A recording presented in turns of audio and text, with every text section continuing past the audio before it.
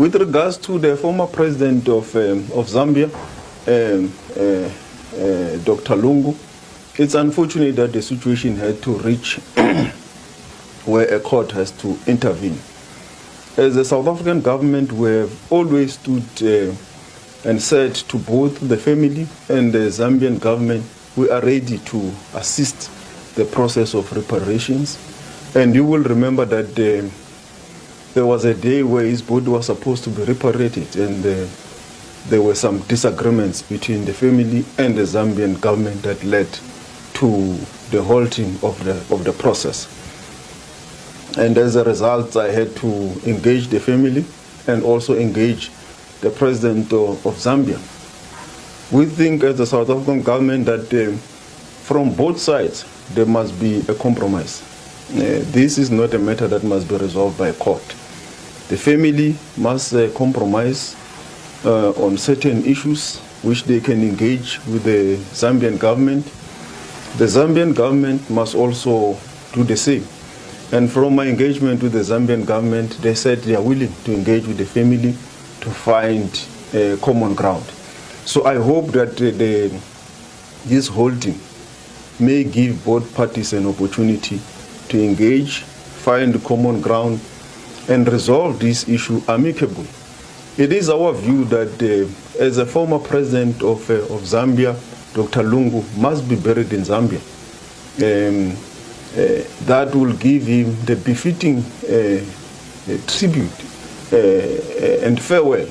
It will also give the Zambian population. Now, you see, this is what I've been talking about all along. That this impasse really shouldn't be. This impasse shouldn't be. It shouldn't be there. It shouldn't be there. This matter should have been resolved a long time ago. The problem that is there, the people that are involved have got some vested political interest. Vested, I think I should also add personal interest. They are personal and political interests. And unfortunately, it is dragging South Africa into our own internal issues that we should resolve back in Zambia. South Africa has come out very clearly, very clearly. You heard the minister. You heard the minister. When the body was supposed to be repatriated, South Africa was courteous enough to honor our former head of state with a guard of honor before they repatriated the body. And unfortunately, that didn't happen. And the South African government went and engaged the Edgar Lungu family. From there, he flew into Zambia to engage our government. And from whatever they have been seeing, it is very clear for them that really there shouldn't be an issue that should necessitate burying Edgar Chagwa Lungu in South Africa. It is very clear. Unless you don't have the wisdom, unless you don't have the intelligence to see that these people, they are not interested in having Edgar Lungu buried in South Africa. And they have done their part. And they are doing it actually. They are doing it to show you, to say, you guys, can you go and resolve this issue back at home? Can you go and put this man in Zambia, where he was former head of state? Can you go and give the Zambian population an opportunity to mourn him? Can you go and give him the full befitting burial of a former head of state? They have clearly said it. And you know, there is one interesting part that you need to note in the minister's statement. The minister said he spoke with the family, he went to the government, and he says both parties must compromise.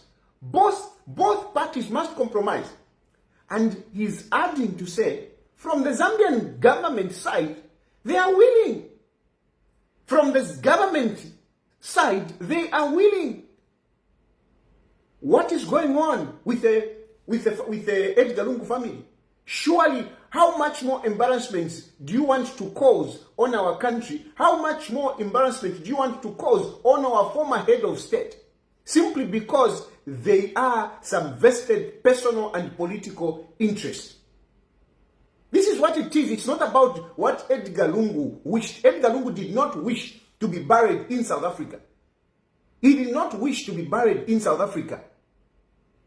So even as you go to court, as you'll be arguing, whatever you'll be arguing, one of the questions that will be there is that, please show us where Edgar Lungu wished that he should be buried in South Africa.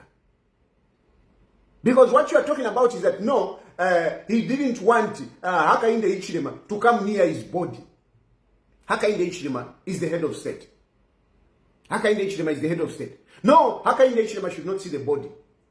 I don't think Hakainde Hichilema wants to see the body for him to be president, for him to live. I don't think so. I don't think so. And I'm very sure Hakainde Hichilema cannot insist on seeing the body. I don't think so. You want to make it like Hakainde Hichilema wants to do some juju. He wants to make sure he sees the body. It is not true. Hakainde Hichilema can celebrate that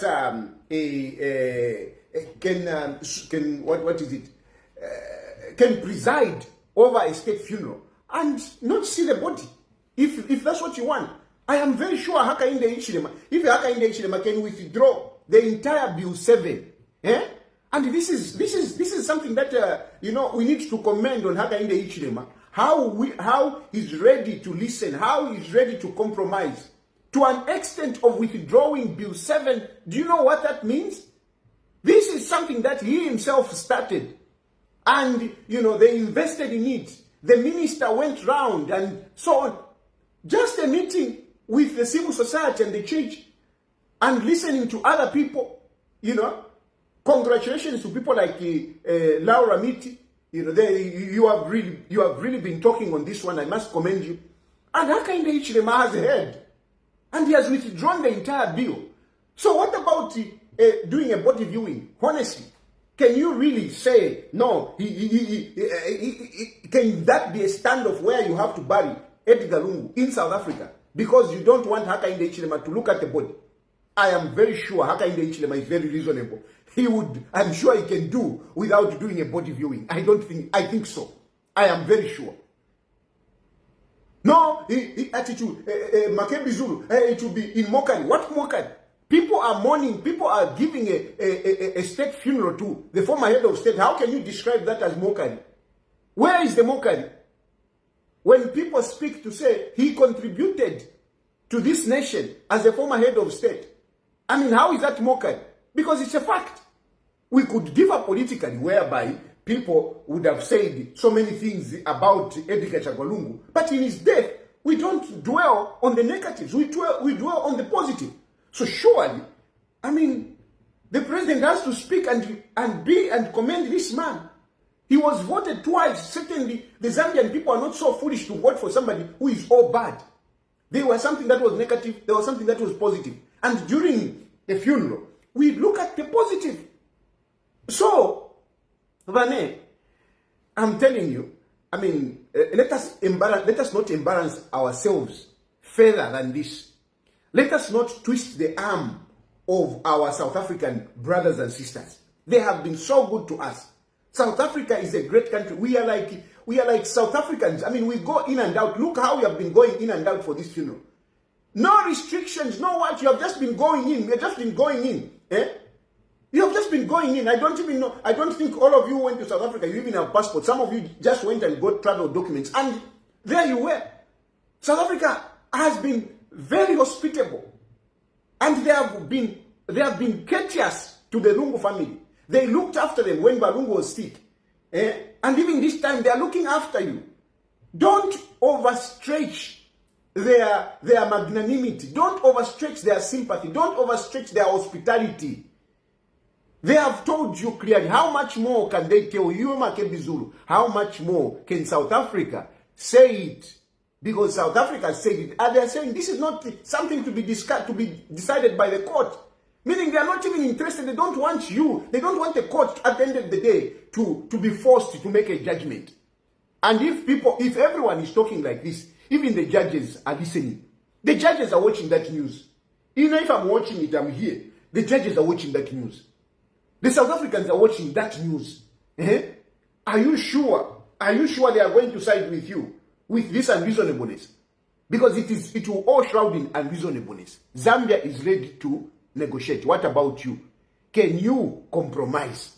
Makebi Zulu, Vamai va Esther Lungu, please compromise.